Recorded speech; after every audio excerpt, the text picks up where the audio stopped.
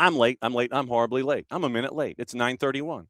And so that means we bring in our buddy Greg Garza and find out what's going on in the world of mentoring. There you go. Now he's gassed up and ready to go. He's got the hair back. The lid is down. You were ready. The hair is always just to, or the hat is always just to protect the morning hair, man. I've already done my run. I've already worked out, but oh man, not enough time to take a shower. And I gotta get the house clean because I have some dude named Michael Parker staying a couple of nights here, man. So Parky's crashing with you. Parky's crashing with me. I'm not even gonna be here. I gotta travel to Raleigh for my kids' games, but I'll let him roam around the house, man. No reason to book a hotel, man. Okay. So I'm going to walk through this now.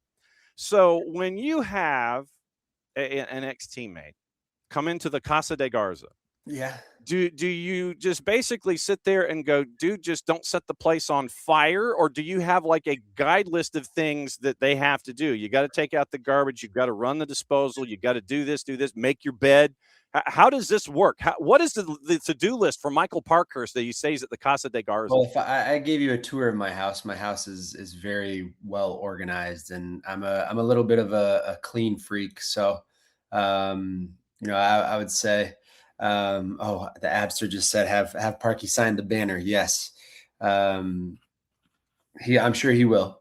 What was I going to say? Clean house. This is one thing we have. I have Michael Parkhurst coming. I don't have Joseph Martinez coming to my house. So there's a huge difference. I don't think there's any way I would let Joseph stay if I'm not here. But I will definitely let the captain, my captain, stay in my house because we're talking about the biggest germaphobe in the whole entire planet. Really? I don't know if anybody knows that. That's Parky's dirty little secret. Wow. Yeah. So he's a massive germaphobe, huh? He is a huge germaphobe. He walks with hand sanitizer in his pocket. That's like his little go-to. Really? So this is a good story. Not many people know, but Parky absolutely hated to do the walkout when we would used to walk from the bus to the locker room because of the amount of hands he would have to touch. Wow. And so that was like something for him that was so probably created a lot of anxiety for him. Yeah. Fantastic. Yeah. So if I see him on Saturday, so yes, basically, if anybody sees him on Saturday, offer your hand. Say he will always. The thing to do with Parky, and I've learned it as well, especially through appearances. And appearances that I have, I always have one ask, like a bottle of water, because I never can take any of my bottle inside the stadium, but I always walk around with a bottle of water. But hand sanitizer is my second ask because you have so many people that dab you up. You have so many people that come and say hi, and it's like, man, within an hour and a half, you probably have a good, 200, 300 people that you're touching. So, and just to make sure that I keep myself healthy and everybody else around me, I definitely must. But I mean, the one with the walkout, you had Parky, you had us touching, 1,000 people, man. Yeah. So Parky would literally, when we would get onto the elevator to take us down to the walkway to the locker room, Parky would ask everybody's hand and give everybody a little dab of hand sanitizer, man. He's a great captain. Yeah. Look, if you're a great captain, you're looking at every aspect of the game. Nothing gets past you because if you're touching hands and you're not taking care of it, then you get home and somebody's hand of the 1,000 that you didn't touch and take care of yourself with the sanitizer, somebody might have been sick. Somebody might have been grabbing a 5-year-old that's been snotting up all over the place. And then you end up being sick and you're not at practice. And am I wrong here? You are completely right. We always talk about leadership within our sessions and mentorship. And, we always talk about different ways of leading. Mm-hmm. And, Parky is very known to not be that rah guy. He's not that guy that's going to give a pregame speech and it's going to make your hairs stand up. He's not that guy. But he is by far one of the most understanding people I think I know. And he's just so understanding, and he understands situations and scenarios and circumstances. And he's able to just like be so genuine in his understanding. And I think that's what made him a great leader. He was always trying to figure out ways to make everybody happy and make sure everybody was comfortable and safe and secure, and whether that be in the way that he played or just in the ways off the field. Like, I think that's very. You have different leaders and different captains you have, and by far in my career, he was definitely that the pure essence and the epitome, I think, of that understanding in a great way. So these days with your mentees, how many of them are either already showing that leadership DNA, or you think that you're drawing it out of them and they're on that road to being leaders? Or right now, or is it mostly just student athletes being student athletes, or are you seeing leaders emerge in your sessions? No, we do see a lot of leaders emerge within our sessions, whether they're captains of their team or whether you don't need necessarily even have to be the captain of your team. But you know, I always tell every kid, boy, girl, you are our leader of tomorrow. Mhm. The way you carry yourself, the way you hold yourself accountable, the way you hold others accountable, and whatever traits that you feel that you have in order to do so. I mean, I think my leadership is and me particular is connection. I think I'm so good at connecting people, and just being glue and just making sure I always got a smile on my face, and making sure I am acknowledging everybody in the room. Right. And it's I think I mentioned that last time. I walk into the Atlanta United trading facility every Thursday morning, and I'm like dabbing every single I have no idea who some of these people are. I've never seen them in my life, but I'm dabbing them up. I'm telling them good morning, have a good day. It's that's something that for me, I was like that in the locker room everywhere I played. So that's just a different type of leadership. And so I think when we speak with kids, or sometimes young pros, I think we try and kind of help them be self-aware and kind of assess what works best for them and how they can kind of apply and implement whatever their leadership traits are. How many of them now are you noticing that there are more student athletes and mentees that are self-aware about who they are personality wise, or do you and Parky have to kind of lead them into, okay, this is who you are, recognize who you are? Yeah, we'll ask them. One of my favorite exercises, and it's so interesting because, um, we try and come up with different ways to come up with different exercises. And um, I had a goalie once for Inter Miami that's now in college, Mhm. that asked me such a weird question, but it created an idea for me to create an exercise with it. And he asked me, just like, Coach Greg, what in your career, in your, whenever you played, what in your mind, what shaped the perfect goalie? And he was a keeper.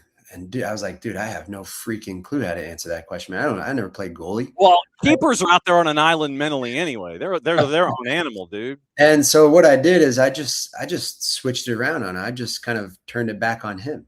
Mhm. And I had him create a list. And I told him, in his right mind, give me 10 traits. And for every trait, you got to give me a reasoning. Huh. Why do you think what makes a perfect goalie? And that sparked right there, just that idea right there. And I'm like, oh crap, dude, I got a new exercise. Now I can ask every kid in their right mind what makes a perfect position. And it has to be very positional Yeah. based, right? But every position requires different traits, every position. And then, at the end of the session, I have them circle which ones they think they embody. And it gives them an idea of traits that they already hold and traits that they already have. And then it gives them an idea of the ones they need to work on. Now, I always, within his question, I was like, dude, there's a false statement within your question. Nobody's perfect. There's Right. no perfect position. Right. So hopefully this can give you an idea of things that you can already bring to the table, the role that you can play, and they're in your right mind. Everybody's going to give me different things, maybe based on the system that a team plays, maybe based on the way that your coach wants you to play.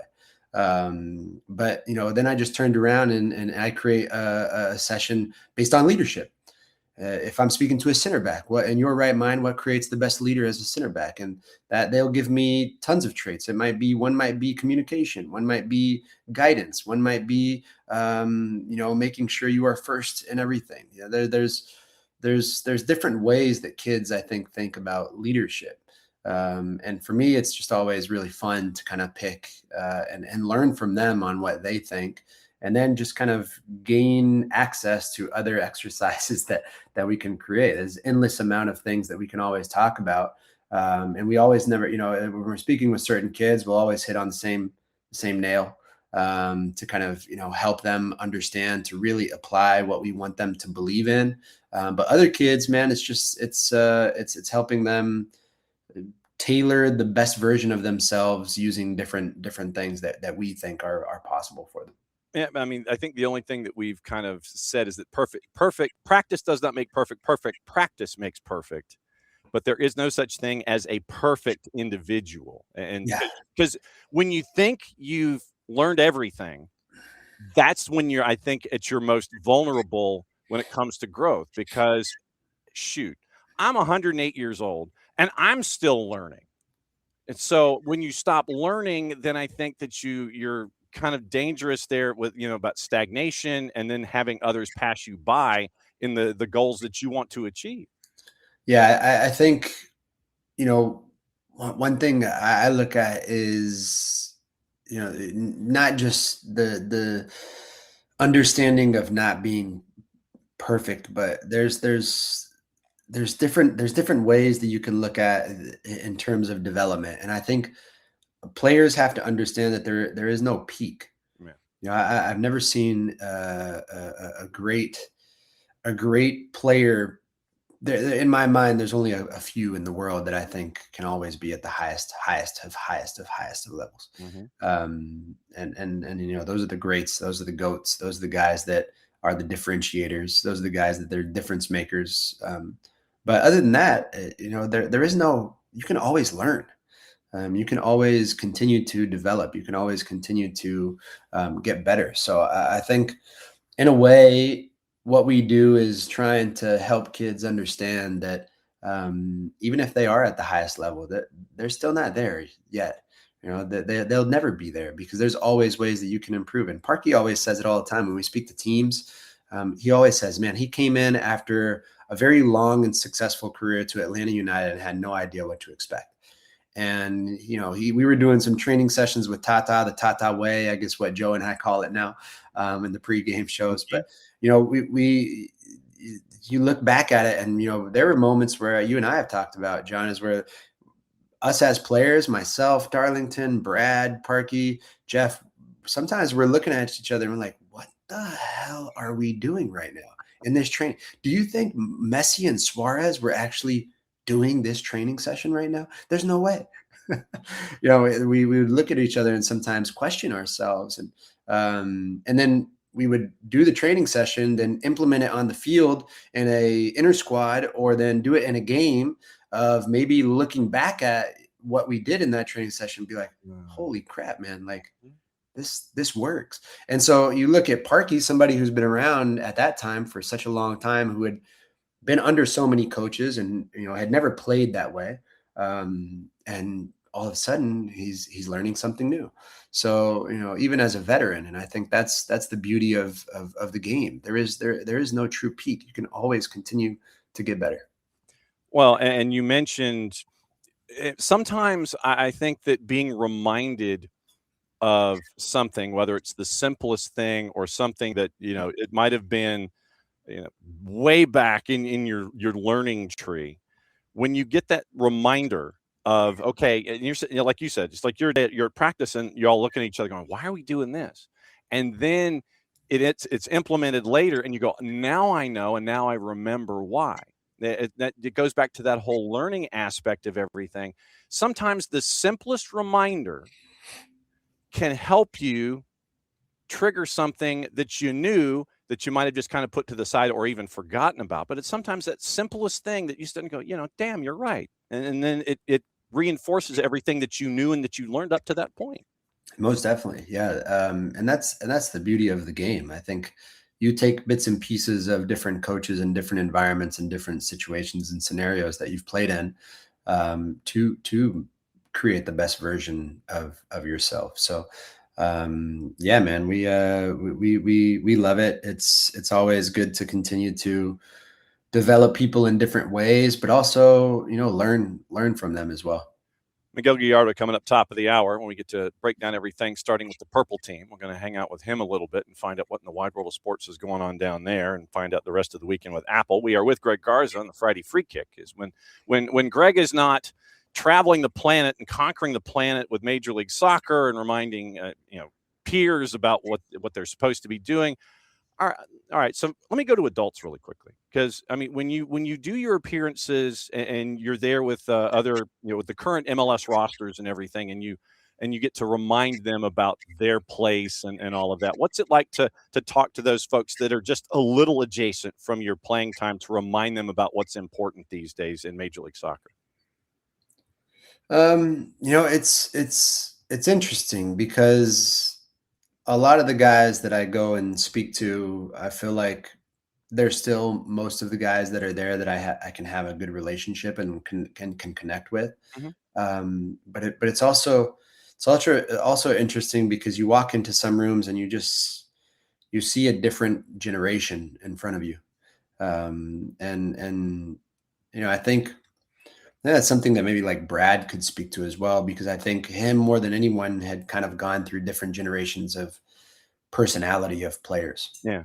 And I think the personalities of players these days, of the younger ones, is so unique and so different than when we were in the locker room. Um, and it's interesting to see from the outside looking in. Just it's almost seen within the game. That's why, like, I almost see it as like the game itself sometimes for me has become so much more robotic, Hmm.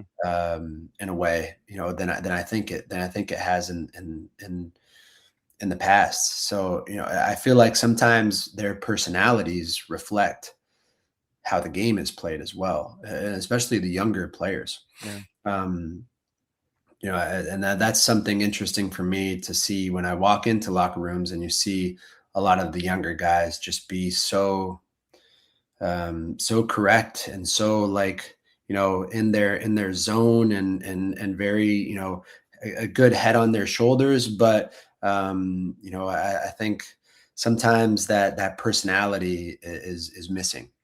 And that's one thing that I think is important whenever I try to walk into locker rooms, is to try and help them understand that it's okay to have a crazy personality. It's okay to be a goofball. It's okay to be the asshole in the locker room, as long as it's in a good way. There's levels to it, and I think that's one thing that I see over the past few years of now doing this and being retired, is that, man, whether it's this that has completely taken over. If you have a conversation with them, maybe via this, it might be different.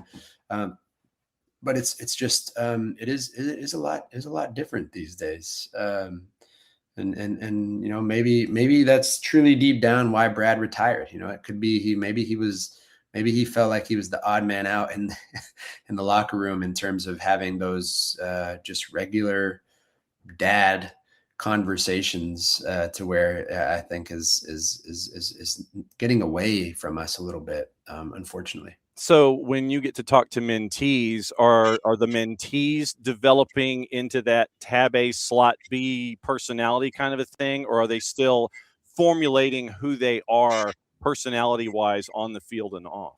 Yeah, you can notice, within some of our mentees that we speak to, which ones are kind of that different personality type, to where they're just very, I almost say kind of boring. Yeah. Well, I mean, you said Uh, robotic, and I think that's, I mean, it's. Yeah, yeah. And then you have kids that you can see, like, okay, man, if these kids flourish and these kids make it really far, like, they're going to be a great locker room guy, right? And I think that's something that was so important, to be a great locker room guy. And so, I played with players growing up. I think my best friend growing up, and somebody who I think had a hell of a career, and not necessarily based on who he was as a player, but that's Zarek Valentine, right? Zarek Valentine from Portland Timbers, played in Minnesota, now assistant coach in Minnesota, played in, where the hell was he? All over the dang place, man.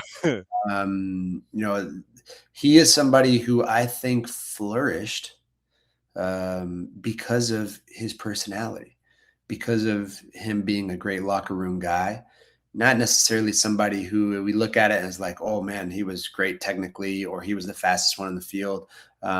Because, I think he could probably admit to it. Even when we were kids, he was probably well average in comparison to everybody else. But he ended up having a great career because of his personality and because I think he was a great locker room guy. You can rely on him to boost the morale up, to be a guy who would come in and do great things on and off the field. And that's something that I think kids don't realize sometimes. They think that just their soccer is going to help them flourish. And that's why I always say is my successful career was not because of my game.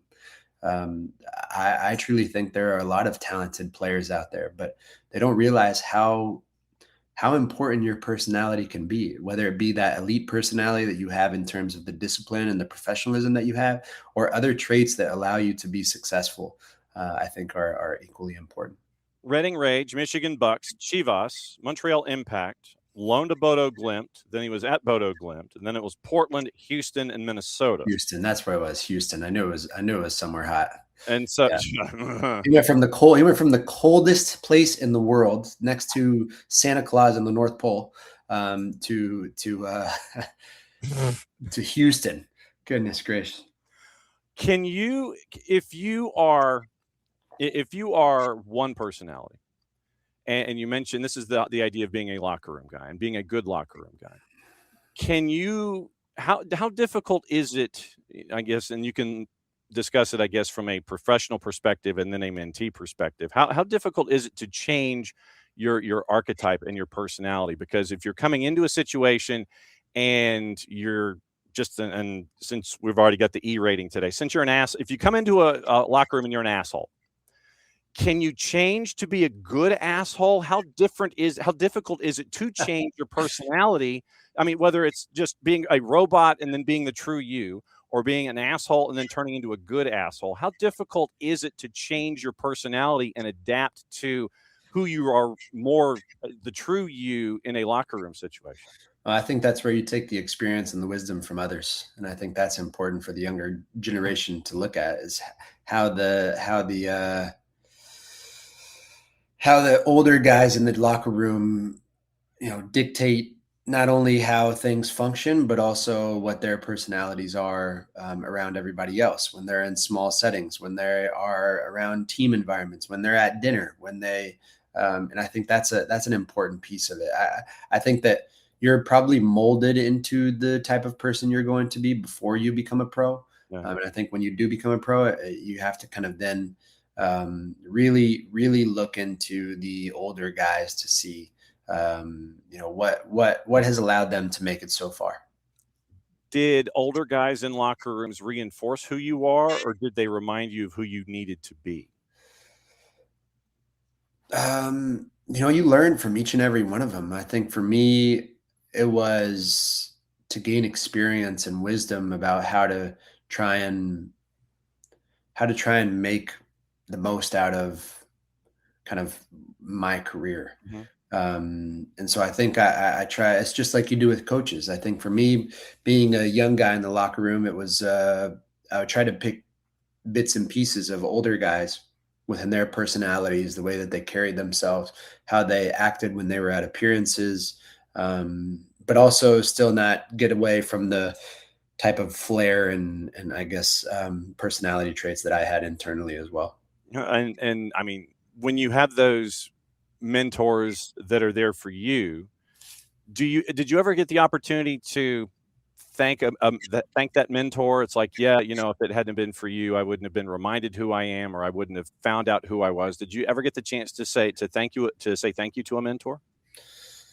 No, I feel like just showing it by Okay. action is just kind of. I think I think us as players, especially,